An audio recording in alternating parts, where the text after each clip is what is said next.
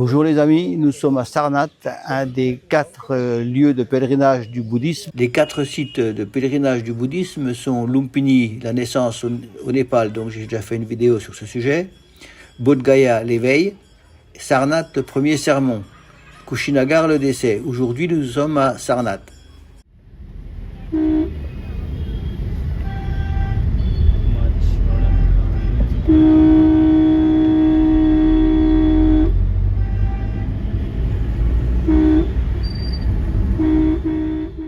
Nous sommes à 10 km de Bénarès ou Varanasi.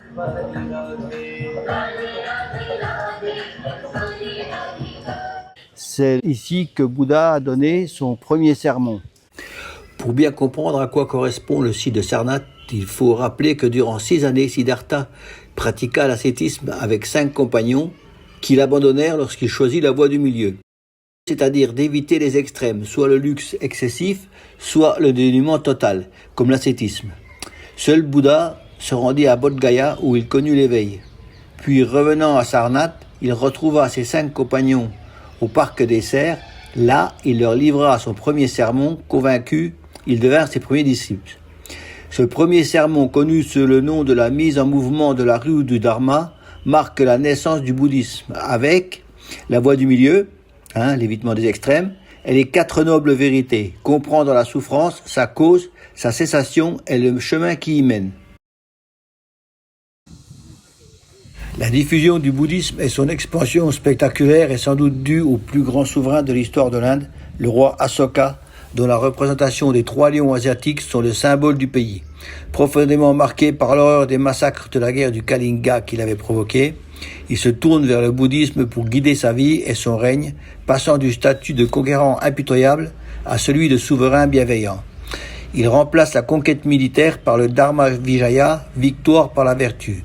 Il fait graver des messages de tolérance, de bonne conduite, de respect de la vie et soutient fortement le bouddhisme en construisant des milliers de stupas, en parrainant des moines et en diffusant les enseignements bouddhistes jusqu'au Sri Lanka. Ici, je suis devant un temple jain. Il y en a un aussi à Sarnath. Si le jaïnisme et le bouddhisme sont 2 religions indiennes anciennes qui rejettent le système des castes et ne croient pas en un Dieu créateur, le jaïnisme prône un ascétisme extrême et la non-violence absolue, tandis que le bouddhisme adopte une voie moyenne. La communauté jaïne est bien que la plus petite communauté d'Inde, 0,4%, considérant la taille du pays, c'est quand même 4,5 millions de pratiquants très actifs dans le commerce et la finance. On a le temple chinois. Le temple chinois, en plus des éléments classiques du bouddhisme, présente les grands pèlerins qui importèrent le bouddhisme en Chine et les grands sages de la culture chinoise.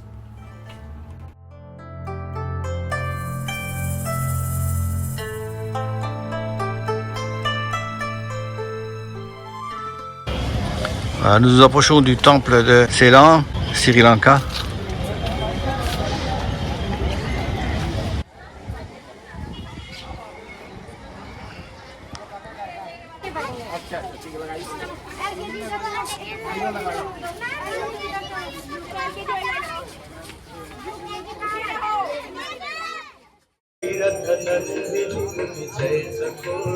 Les fresques de ce temple de style Sri Lanka sont remarquables.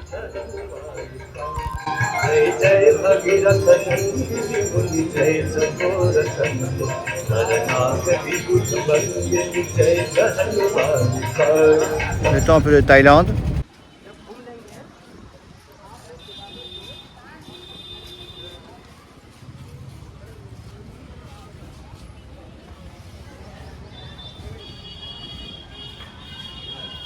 Une statue de Bouddha de 80 pieds qui est la plus grande de l'Inde. Dans le temple thaïlandais, la statue du Standing Bouddha de 24 mètres 30 Wat Thai a été conçue pour préserver la mémoire du patrimoine culturel perdu en Afghanistan, pour symboliser la paix et rendre hommage aux colossales statues détruites par les talibans. Elle adopte le style Gankara, plus connu sous le nom de gréco-bouddhique, combinant une iconographie bouddhiste avec des techniques et un esthétique de style classique grec, faisant suite aux conquêtes d'Alexandre le Grand dans les régions du Pakistan et de l'Afghanistan. Si vous voulez prendre des photos de statues ou de pièces de musée, il faut soit venir assez tôt, soit s'armer de patience, car les Indiens aiment bien se faire prendre en photo devant les pièces de musée ou devant les statues.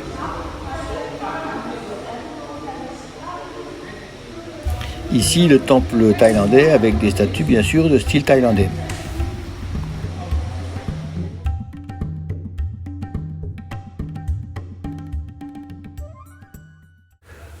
Pour le musée de Sarnath, fermé les vendredis, on prend le ticket d'entrée 5 roupies en même temps que l'entrée au site archéologique.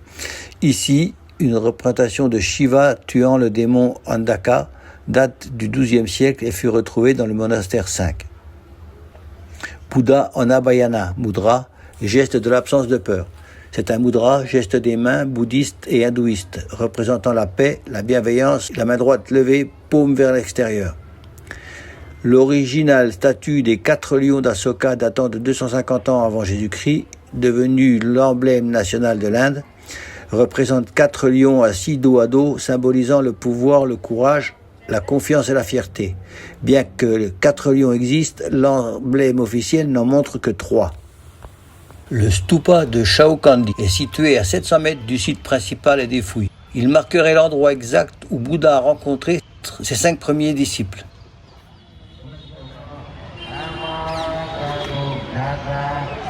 Ce stupa construit vers l'an 400 doit son aspect inhabituel à la tour hexagonale ajoutée au-dessus du stupa vers 1600. Après avoir été en ruine suite aux invasions musulmanes vers 1200 avec des campagnes dévastatrices contre les centres bouddhistes du nord de l'Inde, le site a été largement redécouvert et fouillé par les archéologues britanniques vers 1800.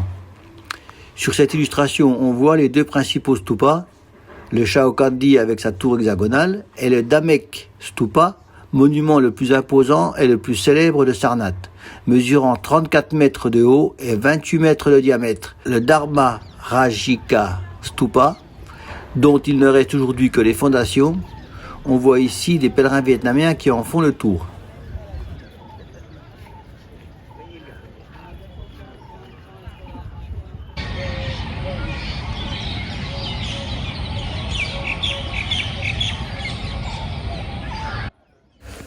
Le stupa de Dhamek marque l'endroit précis où Bouddha aurait prononcé son premier sermon.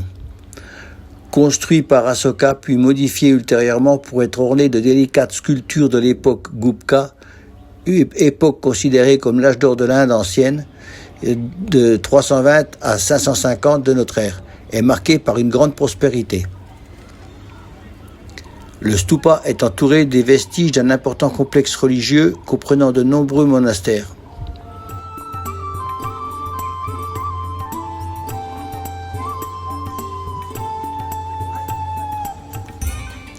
C'est dans le temple de la Birmanie, le Myanmar, que l'on peut voir les personnages du premier sermon.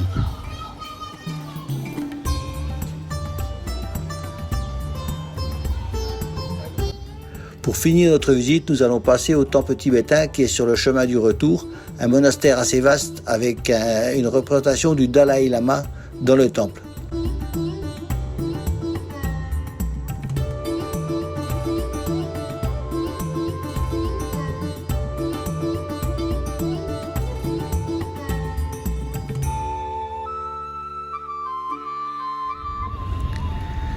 Maintenant que cette visite est terminée, nous rentrons à Varanasi. À bientôt pour une prochaine vidéo.